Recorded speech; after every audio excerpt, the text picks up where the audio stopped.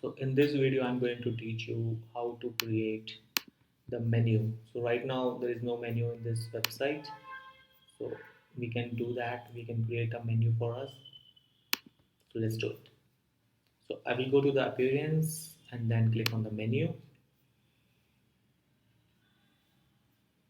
As you can see, I have created few more dummy pages like about and contact, because in the menu I want to show home, about and contact. So here's your brand new menu structure. So right now there is no menu over here. So I will just give a name by primary menu. I will click on the primary menu in the display location and I will create it.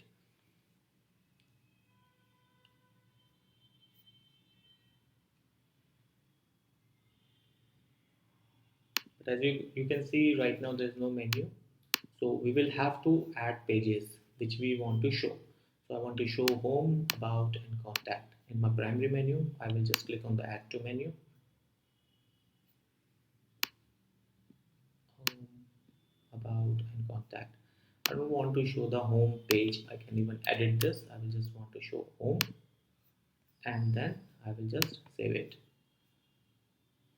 Now let's check how my website is looking like. I'll just open it in a new tab and here is my primary menu.